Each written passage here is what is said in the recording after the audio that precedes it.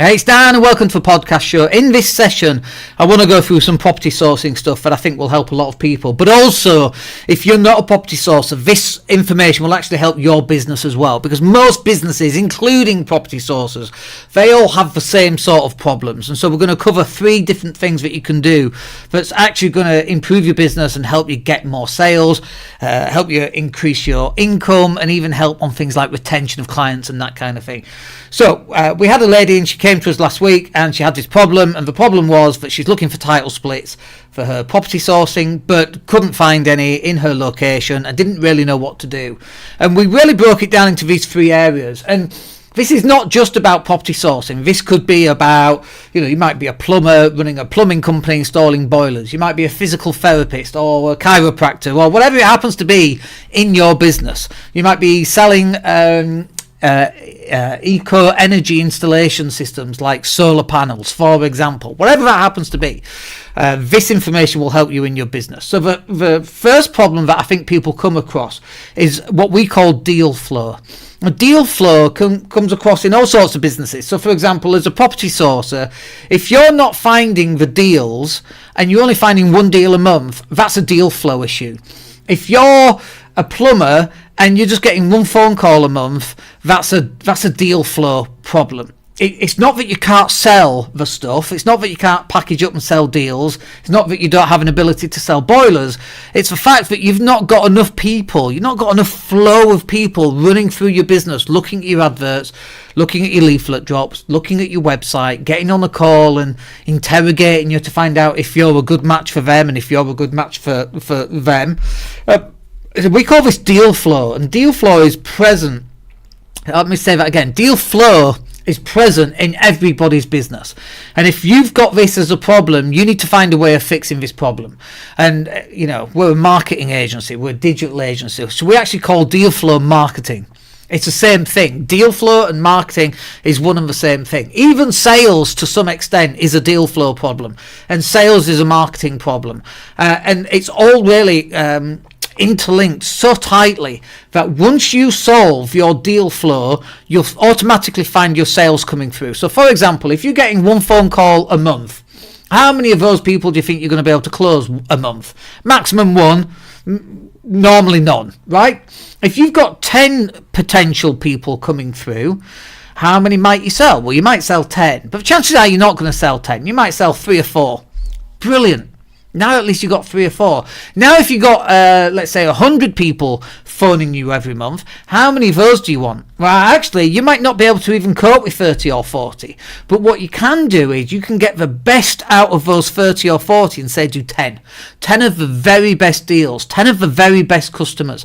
That's a deal flow example. And as soon as you start to fix deal flow, everything else fits into position. And this is one of the bits that I can never quite get my head around. When we talk about running Facebook ads for people, and they go, I'm only going to spend £10 a day, and let's say they're getting six leads a week, £10 a day.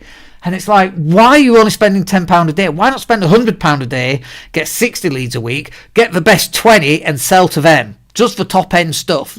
Get rid of all the low margin stuff and just sell to the top 10%, for example, who are nice clients, who are going to pay the most money, they're going to come back to you time and time again. Why not do that? And again, this is a deal flow issue, and I don't think people kind of get their heads around. They go, I get 100 leads a week, let's say, and I'm getting too many leads. And it's like, okay, well, the problem is now your deal flow's good, but you're not qualifying the leads. And now it really comes down to qualifying the leads on the advert. So you end up getting less leads, but you actually improve the quality of those leads that you actually end up getting in the first place. And so again, we call that deal flow. So your deal flow has to put you into a position where you are marketing consistently. You're dropping your leaflets, you've got Google ads and Facebook ads, and you've got content going out and people hitting your website and filling in your forms. You solve that problem, I guarantee that most of your other problems, all right, you might still be ugly and you can't solve that problem. Deal flow is not going to solve everything, right? But it will solve all the other problems. I mean, you can go get a facelift or whatever it happens to be. But this is the key. You've got to be working on deal flow. And it's not like you fix the problem and then it's done and it's fixed forevermore and then that's it. This is an ongoing thing. We know, for example, in our business, back in August of last year, God, we thought we fixed our deal flow really well. We were getting loads of leads coming through, and then I don't know what happened in September, but it fell off the edge of a cliff. We didn't even change anything. It was just that our deal flow stopped. And it's because the secret combination lock that you have to implement to get those leads, it changes, and it changes on a constant basis. It's like one of those little secure ID tags.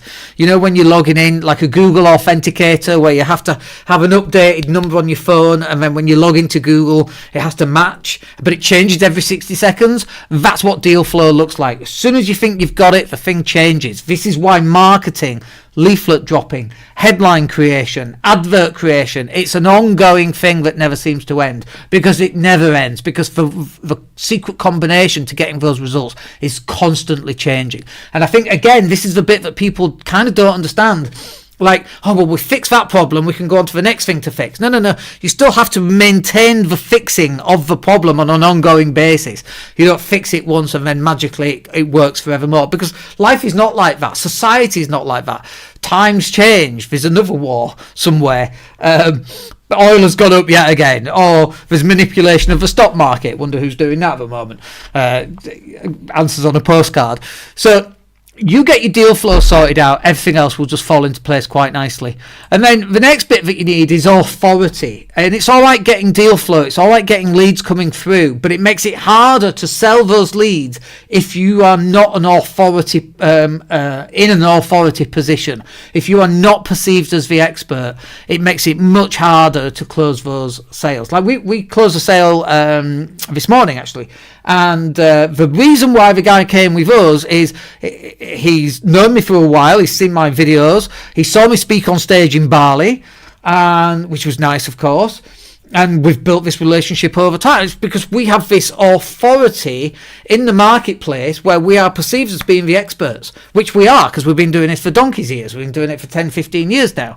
And Facebook ads and Google ads, and people see us everywhere we go, and we've got content everywhere, and they go on our website, and then they go on to Facebook, and then, there we are again, and we'll go on TikTok, look, there's Dan again. So building authority, and you do that through content.